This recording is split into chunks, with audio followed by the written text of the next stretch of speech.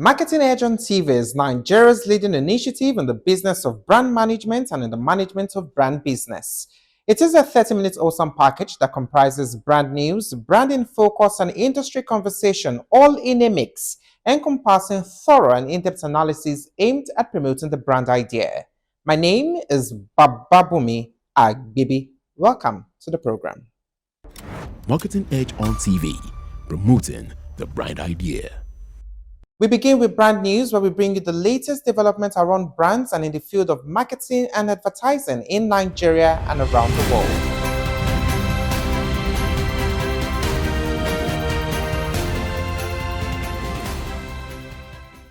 As political activities gather momentum ahead of the 2027 general elections, Nigeria's advertising regulator is drawing a firm line.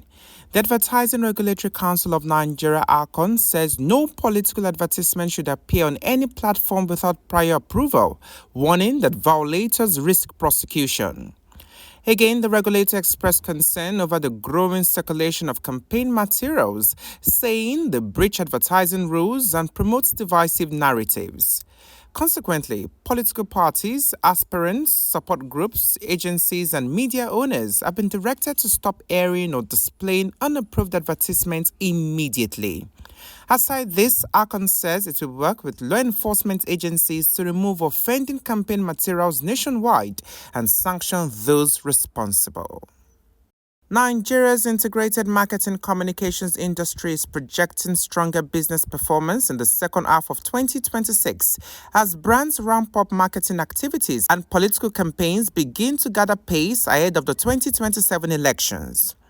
Industry players say clients' confidence is improving, marketing budgets are becoming less restrictive, and demand for advertising services is gradually increasing across key sectors. However, many say they are adopting stricter payment conditions following challenges experienced during previous election cycles. Despite persistent economic pressures, operators remain optimistic that Nigeria's large consumer market and growing business activity will support stronger industry performance in the months ahead. Marketing Edge has emerged as the most internationally read Nigerian business and industry publication, according to the latest audience intelligence report released by Squirrel PR. The ranking places the platform ahead of several leading business media brands, highlighting its growing influence among global readers seeking insights into Africa's marketing, advertising, and business landscape. Moreover, industry players say the recognition reflects the rising demand for credible African business stories and deeper understanding of the continent's evolving marketplace. Meanwhile, Marketing Edge continues to attract readers across North America, Europe, Asia, and Africa through its coverage of brands, media, consumer trends, and corporate leadership. In addition, stakeholders describe the achievement as a strong endorsement of quality journalism, consistent reporting, and trusted industry intelligence. Marketing Edge on TV, promoting the brand idea. Next is branding focus after this break. Every day, millions of Nigerians walk past your next customer. The question is, can they see you? Nimbus Media puts your brand exactly where Nigeria is already looking. High-impact digital screens inside shopping malls, supermarkets, gyms, and the busiest locations across Nigeria. From billboards to brand activations, we make sure you show up and show up boldly. We've helped brands launch, grow, and become the name people remember in the moments that matter the most. Your audience is already out there. It's time they found you. Nimbus Media. Visibility. Done right. Book your campaign today at nimbus.com.ng. Marketing Edge on TV, promoting the brand idea.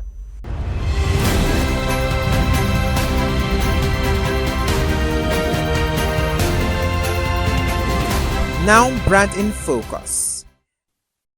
As AI reshapes marketing, consumers are taking the lead. While 70% welcome AI for convenience and personalized offers, many express unease when automation feels too intrusive. Younger audiences in particular demand authenticity and cultural relevance, showing skepticism towards AI-only campaigns. Experts say the future lies in a hybrid approach where AI handles speed and scale, while humans ensure creativity, emotion, and local context. This means that in markets like Nigeria, brands that balance technology with human insight stand to gain trust and engagement as consumers want innovation that feels personal without invading privacy. Marketing Edge on TV, promoting the bright idea. That was Branding Focus. Next is Industry Conversation, where we discuss with industry thought leaders who have distinguished themselves and have made tremendous impact in their chosen field. Today, my guest is the founder and chief executive officer, Rubellite Beauty Global, Dr. Omobolaji Mogaji. Join us after this break. Every day, millions of Nigerians walk past your next customer. The question is, can they see you? Nimbus Media puts your brand exactly where Nigeria is already looking.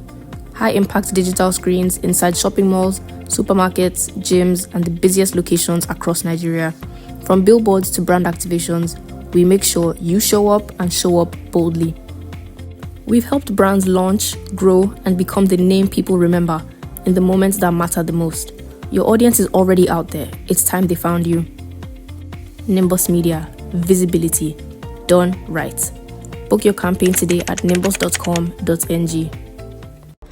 Marketing Edge on TV, promoting the bright idea.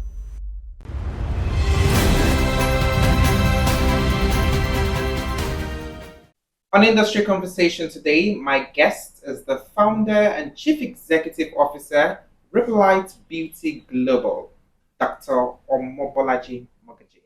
Hi, Glad to have you.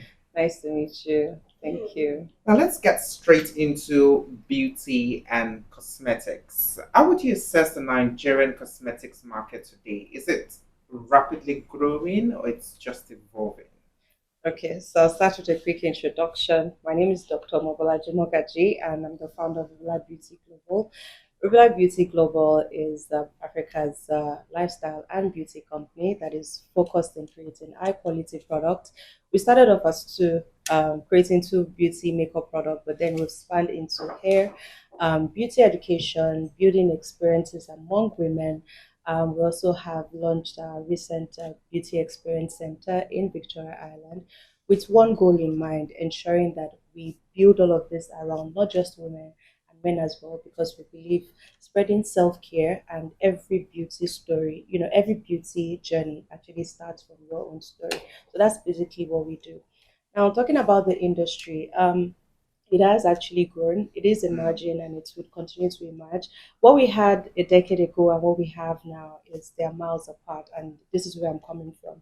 Being an import, focused country, we're so dependent on ensuring all our cosmetics from skincare, from hair, everything coming from other parts of the country. However, in the past 10 years, we have more emerging Nigerian brands who are not just creating products for our skin type, they are also solving skin problems, products that will solve our own bespoke skin problems because our humidity is different, our skin color, our undertone is different. So, with all of these problems and the available solution amongst the Nigerian beauty entrepreneurs, it is growing, and I can foresee that the next 10 years the scale of preference would, in terms of consumption, would be to Nigerian brands, compared to the foreign brands, because the Nigerian brands provide the solution. Now, the next level of work would be how the Nigerian brands can conquer Africa and then also export globally in order to stand a chance with the global giants in the beauty industry. Skincare is one of the fastest growing category, and this is because it chooses no gender, it chooses no age. You have skincare products from an infant age, that first bath, it's there, till your last day you need to have a bath as well. So skincare cuts across from babies, it's a family product, and then men also take their baths as well. You need to also, now men are beginning to indulge in ensuring that their skin is actually, at the best, very best as well. So that category is the, I would say, the fast growing. And then the next one would be hair. because Nigerian women, we love exploring, we love different looks. I want a blonde color today, I want a short hair tomorrow, and the hair category has actually grown from our braids as well, which is very more ethnical. We've actually extended it to just we love beautification as Africans generally. So we say skincare, we move to hair, and then we have makeup because it's not a necessity; it's a luxury process. You have a choice to look the way you are, but then you want to look a bit better. It's quite niche, but then in that, I would categorize them like that: skincare, hair, and then makeup. So you talked about babies and you talked about men earlier. Do you think the cosmetics industry is it more inclusive in Nigeria, or is just for female? Does it just cater to female consumers? As at 10 years ago, I would say skincare would be for mothers and children. And you see in the early days, the commercials as well is targeted at, they would use pageants, to advertise skincare. And then you have the one with the mother and child and stuff. But now the category has actually expanded. It's now more inclusive. You have our barbers including spa treatments, facials while you're barbing your hair. You would also have what's they called in our commercials. We have men's spas, facial spas now, and like I said earlier, men are beginning to realize that it's not a feminine thing to treat hyperpigmentation. It's your skin, and it's the largest organ of your body. So it is expanding from what it used to be, and it will continually expand because everybody wants to look good. So yeah. From a perspective, how important is marketing in the cosmetics business, looking at the competitive environment in Nigeria? Um, Marketing is the lifeline of a beauty business. It's because the beauty category is highly visual, and it's an experimental category, right? So in the sense where you need to educate your customers, you need to let them know the shades. They need to buy color. If you're buying a lipstick, for example, I want the red one, I want the brown one. So if you're going to your website, what is it going to look like? And if you are marketing to your core audience, there are so many loyalists, like our mothers who would use a certain type of product for a very long time. So how do you convince them otherwise? How do you also introduce the new entrants to try that new product? So it's basically the lifeline. It's an intimate product. Beauty is an intimate product in the sense where if I use my skincare, for example, in the room, you're not going to know what it is, right? But if I wear my outfit, I'm wearing it out. If I wear my hair, I'm wearing it out for you to then ask, where did you get it from? All you're going to see is the finished product of, oh, you look nice. You know, that's why it's very important for brands to always educate. So if as little as lashes might be, it comes in different variants, it comes in different styles, it comes in different qualities. So when we're marketing, we're 80% of the time we're educating, we're teaching you how to wear it, we're telling you the different types of hair that is being used to creating it, letting you know how that's why my frequent visits to my manufacturing country, which is China, is very important to the lifeline of my own business. So I'm letting my customers and consumers know I am ethically producing this thing in a very good environment, is science backed, is science driven. We're trying to see how we can make every ingredient better. So in my own case, I'm integrating skincare in makeup, which actually started this whole thing at the end of the day. So, what's my marketing strategy when I'm telling and educating my customers and letting them know that this product is an hybrid product, right? I'm also marketing the ingredients. Niacinamide would help reduce, your acne, spots and things like that in this bottle. So it's not just a makeup spray. It is a spray that is, that can be used with or without makeup. So no one's going to know all of that function if you don't market your product. So it is a very huge, it plays a very, very huge part in the, beauty industry. So for me, I think influencing is overrated. And I know I see lots of beauty companies, cosmetic companies using influencers. Now, in the beauty industry, does it require extra influencing marketing, storytelling, campaigns for consumers to receive the product? I would say as of 5 years ago, it actually requires all of that. It still requires all of that. The beauty influencers have actually done a they've contributed a huge deal in the beauty So we have beauty industry. We do influencers. have They're beauty. different from the general They're different from influencers. the general Okay. influencers. The beauty influencers focus everything on beauty and lifestyle. So if you want to know the latest skincare, hair care, we even have skincare influencers. We have makeup influencers. So they've created a niche so small to let you know that it's beyond this one product. You know, you speak to any beauty influencer now and they can tell you about 20 Nigerian brands on top of their head, right? So they have played a huge role. And mainstream influencers, not so much. They would give you the visibility, but they're not going to convert, you know, the unknown consumers to your customers. And here's why: they are marketing your product. It's like you're buying a billboard space. I know about you, but I'm not going to buy from you.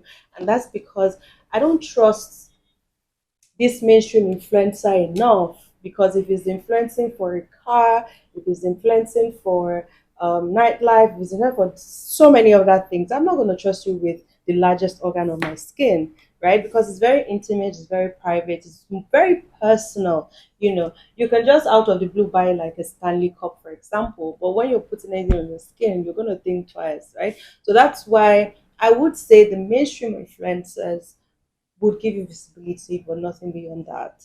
While the niche influencers, the makeup influencers, the skincare influencers, even the family influencers can help, move it a step further. However, in recent times, we've realized that the UGC influencers are actually doing more work because we're in the era of building communities, right? So gone are the days where people buy and sell. Now we build communities. And for us, at the Rubellite Beauty Circle, those are our people, they are our germs. Before community became a thing, when I used to be like the forefront of the brand, then I'm like, hi, my Rubellite germs, hi, my Rubellite germs. And now it has grown to like a full beauty circle. They are our people. When we have our monthly events, they are there, they are ready, because we didn't see them as a customer. We saw them as a part of us. When we develop our product, they are part of the process. When we want to do the next step, they are part of the process. So our UGC creators, fantastic. Even our customers are UGC creators as well. So that's what marketing has become now. It is now a door to door. It's gone back, to where it started. It's now a door to door conversation, but the only difference is now done on a platform. So, and once you have one winner, that one person brings in as many people as possible. So that's basically what I'll say. So I still want to stay with influencers. As a founder and a CEO of a beauty brand, how do you identify a beauty influencer that's going to give you figures, going to give you results? How do you identify? Okay, with my background in marketing, I think one thing, I have over a decade of background in marketing. I think that also helped my brand as well, and understanding the right kind of brand strategy to utilize with little or no budget, marketing budget. So influencing is one thing, but that's just one tool. You can't say a car would move because it's a car, right? You require a car and you still need to put fuel, you still need to pump your tires, you still need in order to actually move. There are so many parts. Influencing is just one part of it. Um, if I were to run a campaign, I've developed the product, I'm going to come up with a concept. I'm not just going to give the product to the influencer and say, oh, market it for me. No. And they will be part of my campaign, create this video based on this guideline. Or I can give you creative freedom to create it, but you have an idea of what the theme is.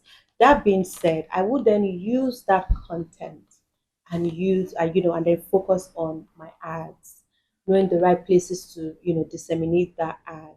Also, I'm not going to, as a marketing, professional, I'm not going to say my job begins and ends with one influencer. They are just part of the car in order to get us to that destination. So if anybody thinks that, you're just wasting your money, and you need to find the influencer that works for you. That's why I said, because they are popular doesn't mean they are the right person for you, and now more than ever, where budgets are very like this tiny, you need to know how to strategically work with people who are ready to work align with your vision, and then monitor them as well. Not because they are viral on mainstream blogs, monitor their growth. You would even be surprised they are using your product even before you found them. You might even, realize that, oh, if you have sunscreen, for example, and they're using a particular sunscreen all the time in their videos naturally, and you create a sunscreen, that's the right person for you, because the minute it's good, you know that beyond that one video, that is the one product they'll be using for a very long time. So yeah.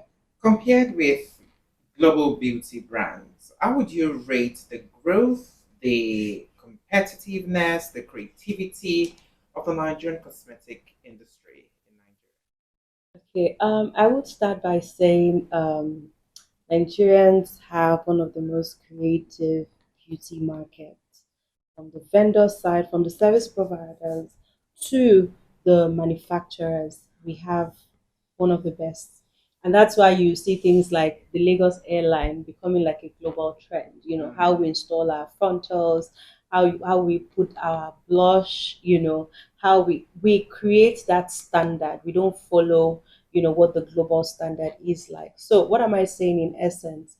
We've gotten to the point where we're not copy and pasting, we are creating, right? And from there, we would get to the point where, global brands are seeing. And before, they didn't care about launching their products in Nigeria. You have the likes of Fenty Beauty coming to Nigeria to come have a party. They are coming because they know there is a market here. 10 years ago, they didn't care. So, what am I saying in essence? Our creators, our beauty influencers, our beauty creators, our makeup artists, our hairstylists, our Nigerian skincare manufacturers, and Nigerian makeup manufacturers are all contributing to an ecosystem that is growing. Now, what does that ecosystem require in order to compete globally? The recognition and the support of the government, or large bodies that can believe that our economy is currently a $3 billion economy at the moment.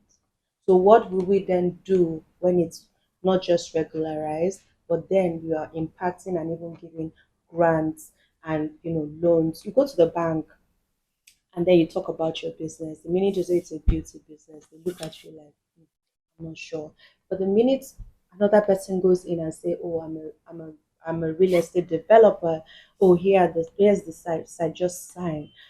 That kind of mindset shift. We're not saying, "Oh, we're waiting for funding from the government," but a bit of sensitization from the financial sector to let them know that this industry is emerging and emerging rather quickly. How are they going to help easy to get to that level where we're able to compete on a global level? So that's basically where we are now. What challenges are the operators in the beauty industry facing presently in Nigeria?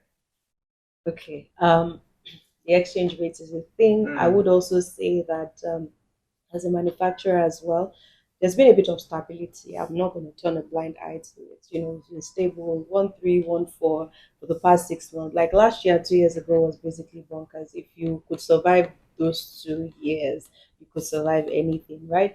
But it's been stable, and big ups to the government on how they're doing. I don't know how it's been done, but they're doing that, which has been helping manufacturers. So if you're producing at 1 naira, and you want to sell at 5 naira, it's still it's going to be like that.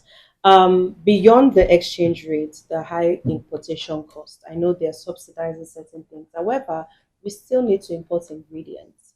If I want to create a shea butter oil, for example, I know the shea butter not exist here. However, the packaging doesn't exist, the labeling doesn't exist. Every other component I require to make the shea oil being processed, the machine has to be imported as well. So all of those things, the import cost is a lot. And then the what's it called, the increased cost of doing business. If you're manufacturing, there's power issues. There are so many, we can go on and on. But more importantly, in the midst of all of these challenges, we're making it work. But how can we make it better? We can make it better by sensitizing the financial sector to create some lineup of funding in order to more like a cushion, so that where we're supposed to get to in 5 years, we get it in one, basically. So yeah. So you agree with me that globally, beauty products they represent confidence, identity, and expression for many people. So how do you see this evolution shaping consumer behavior in Nigeria? Is it a thing in Nigeria that beauty products would represent my identity, would build my confidence? Okay, so one thing I would say, first of all, that's a misconception, and this is why I say so. Beauty has been one thing that has been part of our heritage since the early centuries, right? If the Olorites then would beautify their hairs with beads, we have different hairstyles. There's Koroba, there's this, there's that. And then from there we upgraded to Tiro. When Pharaoh and Cleopatra had hers, right? There was no globalization or civilization for us to copy and paste what the Egyptians were doing. But we took charcoal and grinded it, and then we were able to put it in our tear dots. That's the origin of beauty from Nigeria. Marketing Edge on TV, promoting the bright idea. The conversation continues on our website at www.marketingedge.com.ng and all our social media handles at Marketing Edge. Many thanks for watching. My name is Bababumi and